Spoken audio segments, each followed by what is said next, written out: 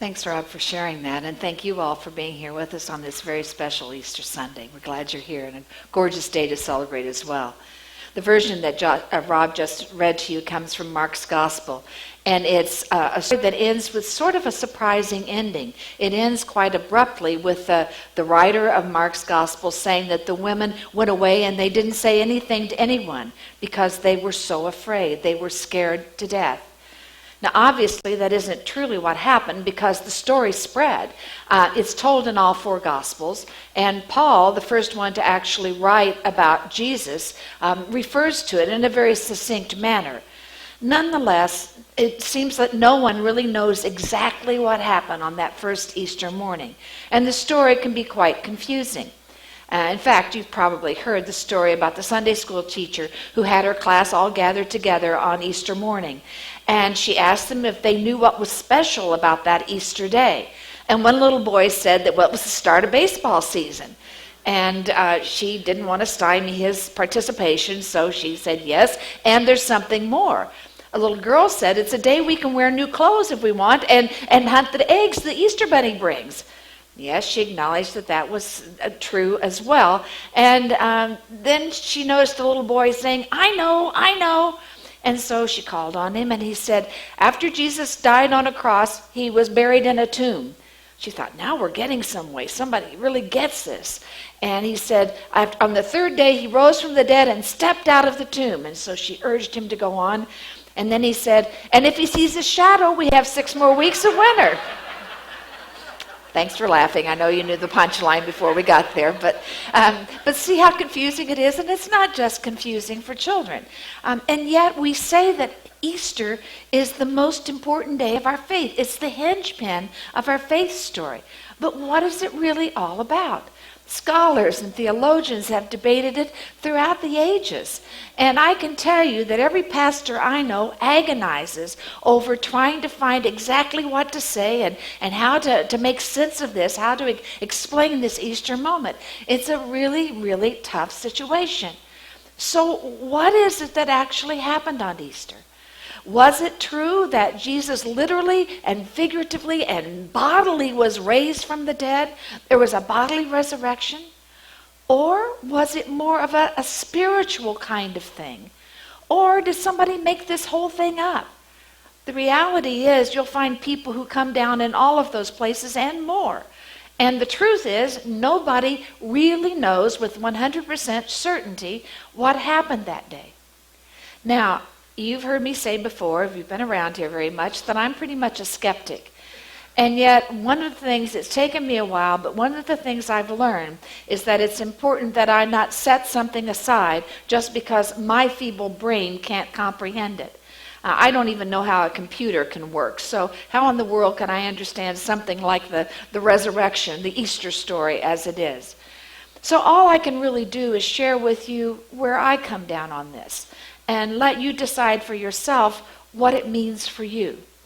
For me, and I'm just saying for me, I don't need a bodily resurrection to prove that Jesus was powerful in his time and was ours and in ours. That's not the kind of miraculous thing that I need personally for my own faith. Where I come down is more of a spiritual kind of thing. Because we have these stories of Jesus appearing to those who were closest to him after his death. And I think that was more of a spiritual kind of presence with them. And so that's where I come down. Now, one of the things that I've realized, at least that I think I understand in my own mind, is that this physical world isn't all there is. We think that's what's real, the things we can touch and taste and feel, like the car we drive in and the chair we're sitting in and the house we live in. We can touch those things. We think they're really there. But I think there is a spiritual dimension to life that is even more real, and that we can experience that as well. It's that spirit of love that's within us and among us and can totally transform our lives. Over the years, I've had the privilege of working with a number of families who've lost ones very dear to them, very close to them. And I've heard some pretty astounding stories in the process of that. There can be a spouse who has died, and I've heard the surviving partner tell of their being physically present with them. At least they felt that. They were so real, they felt they could touch them.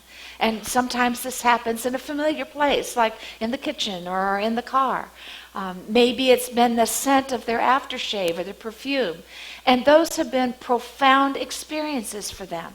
And I certainly can't challenge them and question them because they have felt that their loved one was right there with them. And yet for me, that still isn't really the most powerful thing about Easter. The most powerful thing for me is that our hearts can be changed, that transformation can take place, that's what happened with those disciples, that they were totally changed and totally transformed. That's a little bit of what's going on in the story of Juanita Rasmus that you've seen a couple of times.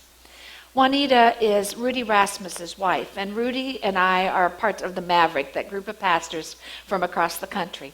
Rudy and Juanita are co-pastors at St. John's downtown in Houston, Texas, and they have really led a remarkable ministry there as the church that began with 9 people has grown to be a very vital and alive entity in the heart of Houston itself. You've heard the beginning of Juanita's story, her death-like experience, the darkness of despair that she was experiencing in life.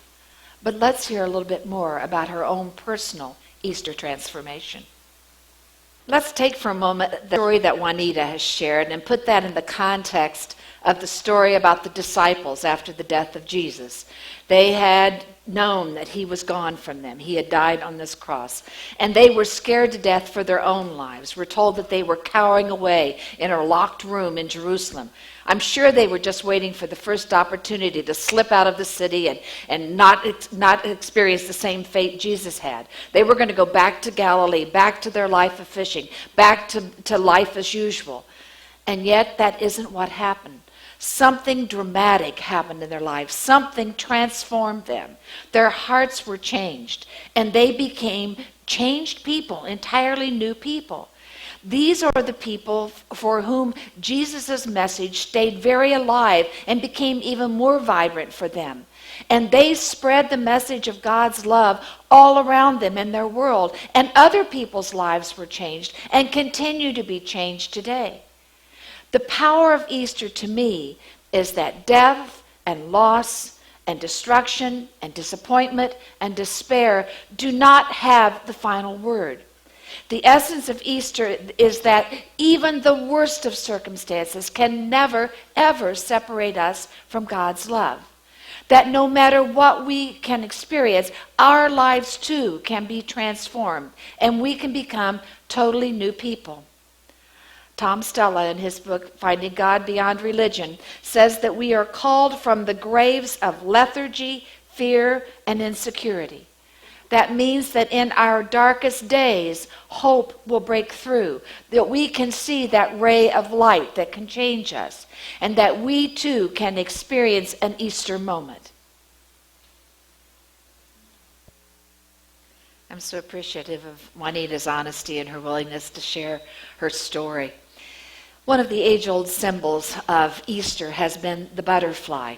And most of us are aware of the transformational process that it has to happen for the caterpillar that can only crawl to go in to become the cocoon and then to be transformed into this incredibly beautiful creature that soars through the air. And for some reason, I was remembering back something I haven't thought about for a long, long time, and when I was a little girl, and trust me, that's a long time ago. And I had found a cocoon. And my mom and dad had said to me that there would be a butterfly come out of that cocoon.